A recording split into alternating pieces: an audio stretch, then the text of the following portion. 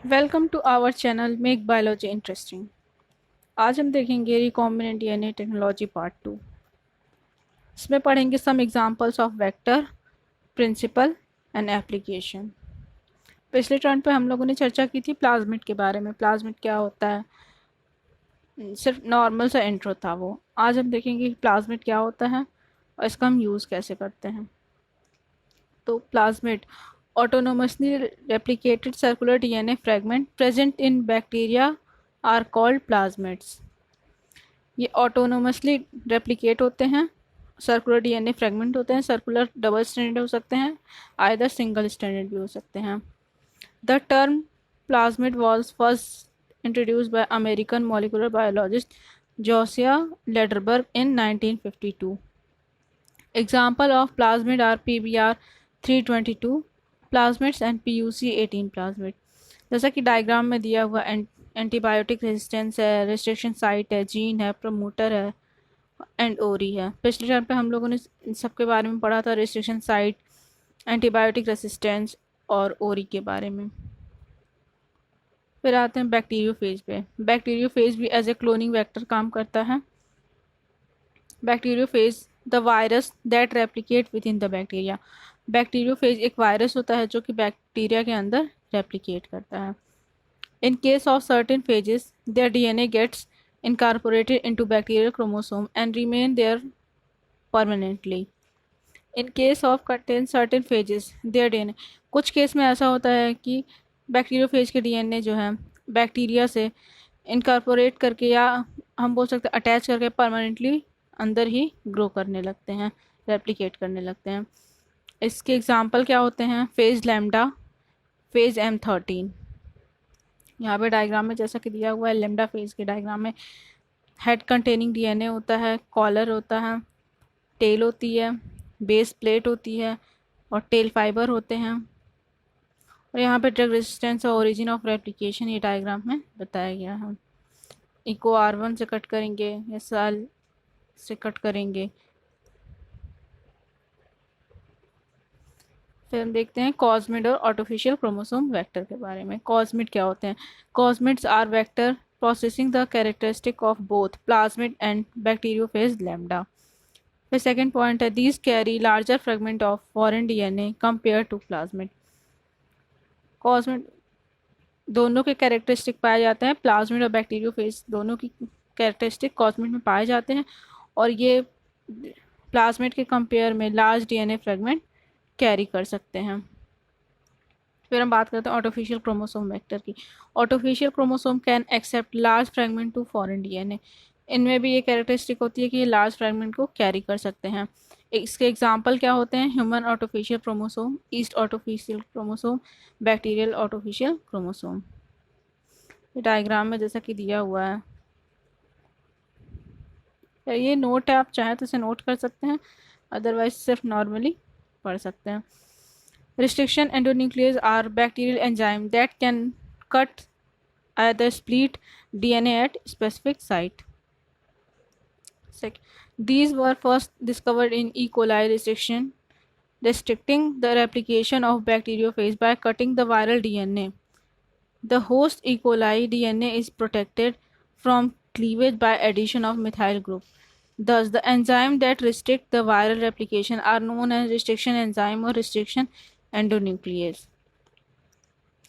E coli bacteria हमारे intestine में पाया जाता है, पर वहाँ रिस्ट्रिक्शन एंजाइम भी होता है। पर ऐसा होता है कि रिस्ट्रिक्शन एंजाइम अगर वर्क करता तो उसके डीएनए को डिस्ट्रॉय कर देता, जिसकी उनकी ग्रोथ जो है कम हो जाती है या वो बिल्कुल ख़त्म हो जाते हैं। पर ऐसा नहीं होता है क्योंकि उनमें जो है एडिशन ऑफ मिथाइल ग्रुप होता है, उनके डीएनए पे मिथाइल ग्रुप जो है अटैच होता है, इस वजह से। और इसमें यही बोला गया है कि the E coli thus the enzyme that restrict viral replication are known as restriction enzyme और रिस्ट्रिक्शन एंडोन्यूक्लियस। इससे जो है वायरस के रेप्लिकेशन को हम लोगों ने viral replication are known as restriction enzyme और रिस्ट्रिक्शन एंडोन्यूक्लियस, मतलब कि वायरल के डीएनए को हम लोग सबसे पहले इससे कट किया गया था, रिस्ट्रिक्शन एंजाइम से। फिर नेक्स्ट पॉइंट है क्लीवेज पैटर्न। क्लीवेज पैटर्न क्या होता है? क्लीवेज पैटर्न मतलब होता है, क्लीवेज मतलब होता है कट करना, पैटर्न मतलब होता है तरीका। तो एंडोन्यूक्लियस रिस्ट्रिक्शन एंजाइम जो होता है वो दो तरीके से क्लीवेज करता है या कट लगाता है। पहला होता है स्टिकी एंड प्रोड्यूस करता है, दूसरा होता है ब्लंट एंड प्रोड्यूस करता है। तो इसमें दिया हुआ है the cut DNA fragment by restriction endonuclease में हैव मोस्टली स्टिकी एंड्स और ब्लंट एंड्स। आइदर वो स्टिकी एंड प्रोड्यूस करता है और आइदर ब्लंट एंड प्रोड्यूस करता है। सेकेंड पॉइंट है DNA fragments with sticky ends are particularly useful for rDNA experiments. Since single-stranded sticky ends, DNA can easily pair with any other DNA fragment having a complementary. DNA fragment जिसमें sticky end produce होते हैं वो recombinant DNA के साथ experiment में easily handle किए जा सकते हैं और यूज़फुल होते हैं। DNA फ्रेगमेंट हैविंग इनके इजीली कॉम्प्लीमेंट्री DNA बन जाती है। फिर हम बात करते हैं DNA लाइगेज की। DNA ligase क्या होता है? These were originally isolated from virus, also occur in E. coli and eukaryotic cell. ये ओरिजिनली आइसोलेट किए थे। ये लाइगेज एंजाइम जो है इससे हम सील करने का काम करते हैं फॉरेन डीएनए को और क्लोनिंग वेक्टर को। The cut DNA fragment are covalently join together by DNA ligase. जो डीएनए के फ्रेगमेंट को कट करते हैं उसको हम डीएनए लाइगेज से जोड़ते हैं। जैसा कि डायग्राम में दिया हुआ है कि आपका हिंद थर्ड एंजाइम कट करता है, स्टिकी एंड प्रोड्यूस करता है। फिर आपका है सैम वन, ये ब्लंट एंड प्रोड्यूस कर रहा है। Eco R1 sticky end produce करता है। फिर आपका बैम H1 है, ये भी स्टिकी एंड प्रोड्यूस करता है। फिर हम देखते हैं vectors for cloning genes in plant and animal. Bacteria and viruses which have ability to carry transforming gene for plants and animal. Bacteria और वायरस में एबिलिटी होती है कि वो जीन को कैरी करते हैं या रिकॉम्बिनेंट जीन को कैरी करते हैं और प्लांट या एनिमल में ट्रांसफ़र कर देते हैं। एक बैक्टीरिया की स्पीशीज़ होती है Agrobacterium tumefaciens, a pathogen of several dicot plant. ये कुछ डाइकॉट प्लांट्स में पाया जाता है। ये एबल होता है deliver a piece of DNA known as tDNA to transform normal plant cells into a tumour and direct these tumour cells to produce chemicals required by the pathogen. ये bacteria कर देता है tDNA को normal plant cell में introduce कराता है जिससे कि वो ट्यूमर सेल में चेंज हो जाती है। ट्यूमर सेल में चेंज होकर उस केमिकल का सिंथेसाइज करने लगती है, उस केमिकल को जो कि पैथोजन को या बैक्टीरिया को ज़रूरत होती है जिसकी। In normal cases, retrovirus in animal have the ability to transform normal cells into cancerous cell. एक और केस होता है जिसमें रेट्रोवायरस जो है एनिमल सेल्स को और प्लांट सेल को एनिमल सेल को कैंसरस सेल में चेंज कर देती है। फिर हम देखते हैं कॉम्पिटेंट होस्ट क्या होता है। DNA is a hydrophilic molecule. It cannot pass through cell membrane in order to force bacteria to take up the plasmid. The bacterial cells must first be made competent to take up DNA. DNA जो hydrophilic nature का होता है, selectively permeable होता है, या किसी भी foreign DNA या फॉरेन पार्टिकल को अंदर एंटर करने की परमिशन नहीं देता है। इसलिए हम इसको प्लाज्मिड को कॉम्पिटेंट बनाते हैं ताकि वो डीएनए को टेकअप कर सके या ले सके अंदर। This is done by treating. इसको हम कैसे करते हैं? This a specific concentration of divalent cation. Divalent cation का एग्जांपल होता है कैल्शियम। ये करता क्या है? स्पेसिफिक इफिशियंसी इंक्रीज कर देता है जिससे जो है डीएनए एंटर कर जाता है through the pores in the cell wall. Host cell की बात हम करते हैं। The host are living system और cells in which the carrier of recombinant DNA और vector can be propagated. Host cell are living system होता है जिसमें जो है कैरियर या रिकॉम्बिनेंट डीएनए या वेक्टर प्रोपोगेट कर सकते हैं या बढ़ सकते हैं या रेप्लिकेट कर सकते हैं। सेकेंड पॉइंट है host cells can be prokaryote और eukaryote. Host cell either prokaryote हो सकते हैं और यूकैरियोट हो सकते हैं, बट वो लिविंग सिस्टम होना चाहिए। Principal of RDT. These are many diverse and complex techniques involved in gene manipulation. The basic principle of RDT are following.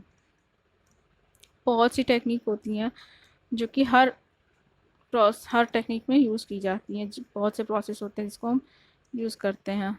इसी तरह से रिकॉम्बिनेंट DNA टेक्नोलॉजी में भी कुछ तरीके हैं जिसको हम यूज़ करते हैं।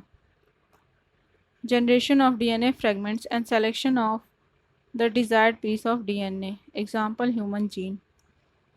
किसी भी DNA फ्रेगमेंट को हम जनरेशन करते हैं या उसकी बहुत सारी कॉपीज़ बनाते हैं, फिर उसमें से डिज़ायर्ड DNA को हम सेलेक्ट करते हैं, फिर उसे हम आइसोलेट कर लेते हैं, जिसका एग्जांपल है human gene. Insertion of the selected DNA into cloning vector, फिर इस सेलेक्टेड DNA को हम क्लोनिंग वेक्टर में इंसर्ट करते हैं to create a recombinant DNA और काइमेरिक DNA। जैसे कि हम रिकॉम्बिनेंट DNA और काइमेरिक DNA को ही हम cDNA भी कहते हैं, बनाते हैं। Third point, introduction to recombinant vectors into host cell. फिर हम रिकॉम्बिनेंट वेक्टर्स को होस्ट सेल में इंट्रोड्यूस कराते हैं, फिर उसमें मल्टीप्लिकेशन होती है और क्लोन्स का सिलेक्शन हम करते हैं रिकॉम्बिनेंट मॉलिक्यूल जो कंटेन करते हैं। फिर लास्ट में expression of the gene to produce a desire products. Plasmid insertion, जैसा कि डायग्राम में दिया हुआ है, हम लोगों ने रिस्ट्रिक्शन एंजाइम से कट किया, यहाँ पे स्टिकी एंड्स प्रोड्यूस हुए हैं। ये पूरे फॉरेन DNA को हम यूज़ नहीं कर सकते, सिर्फ पर्टिकुलर पार्ट में चाहिए होता है, हमने इसे यूज़ किया, यहाँ पे ये रिकॉम्बिनेंट DNA बना, फिर हमने इसे लिविंग सिस्टम में इंसर्ट कर दिया, जिससे कि ये मल्टीप्लाई होगा और ख़ुद को एक्सप्रेस करेगा। Processes of recombinant DNA technology, कुछ प्रोसेसेस होते हैं जिसको हम फॉलो करके रिकॉम्बिनेंट DNA टेक्नोलॉजी को परफॉर्म करते हैं। फर्स्ट है isolation of recombinant DNA technology. In this step, we have separated the genetic DNA with the help of enzyme lysozyme, cellulase, etc. in the free form. After separation of DNA molecule, for checking the progression of restriction enzyme, digestion perform agarose gel electrophoresis. First step में हम क्या करते हैं, isolation of recombinant DNA technology. इसमें हम isolate करते हैं किसी जो फॉरेन DNA हमें चाहिए होता है, हम उसे DNA किसी भी सेल में न्यूक्लियस में पाया जाता है, यानी किसी भी न्यूक्लियस में पाया जाता है, जिसे हम लाइसोजाइम एंजाइम की हेल्प से सेल के सेल वॉल को हम डिस्ट्रॉय करते हैं। फिर DNA को आइसोलेट करते हैं, DNA को आइसोलेट करके हम उसे इसके प्रोग्रेशन को चेक कर, फिर रिस्ट्रिक्शन एंजाइम से कट लगाते हैं पर्टिकुलर पार्ट पे, फिर हम उसकी रिग्रेशन को या उसके चेक करते हैं कि सही है कि नहीं। इसके लिए फिर हम एग्रोस जेल इलेक्ट्रोफोरेसिस को परफॉर्म करते हैं, जिसमें हम एग्रोस जेल की प्लेट में DNA को हम लोड कर देते हैं और फिर उसे इलेक्ट्रिक वोल्ट से अटैच कर देते हैं, जिससे कि DNA निगेटिव चार्ज होता है, ये अपने on the base of density run करता है DNA इन एग्रोस जेल में। सेकेंड पॉइंट है cutting of DNA at specific location. Separated DNA and vector are cut with the restriction enzyme at a specific point.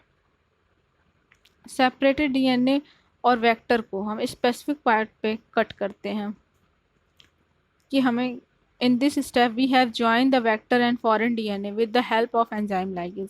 इस step में हम vector को और foreign DNA को जोड़ते हैं। This result in preparation of recombinant DNA।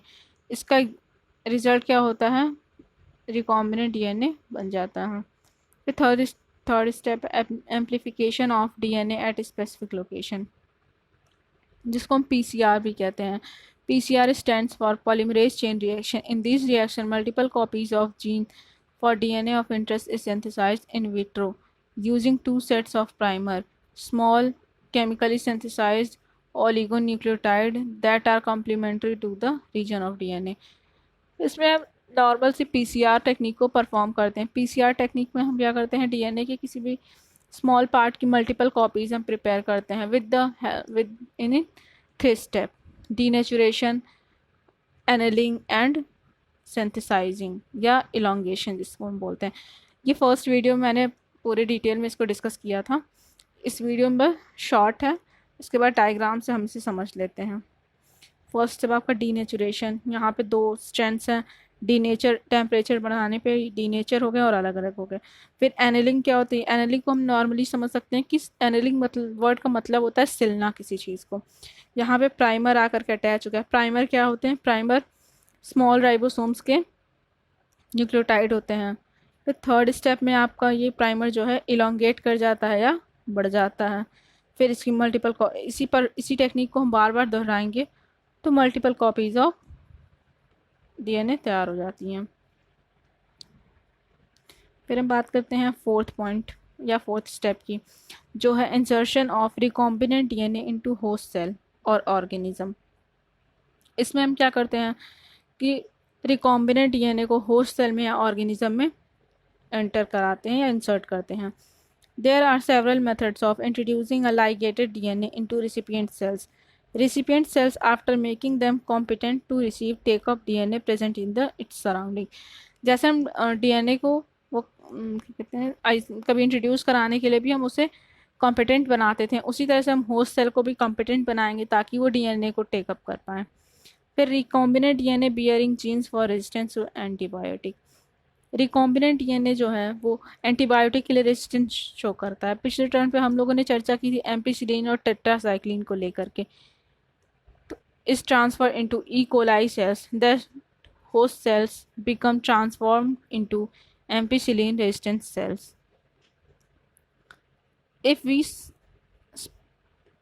we spread the transformed cells on agar plates containing ampicillin only, transforms will grow, untransformed recipient cells will die. हम spread agarose jail plate पे हम sales को फैलाते हैं तो जो ampicillin के लिए रेजिस्टेंस शो करेगा वो सेल लिव मतलब डाई नहीं करेगा, और जो उसके ये रेजिस्टेंस शो नहीं करता है मतलब वो जो है डाई कर जाएगी। Due to ampicillin resistance gene one is able to select a transform cell is presence of ampicillin. फिर हम आते हैं फिफ्थ स्टेप और लास्ट स्टेप। इसमें हम क्या करते हैं? Obtaining the foreign gene product.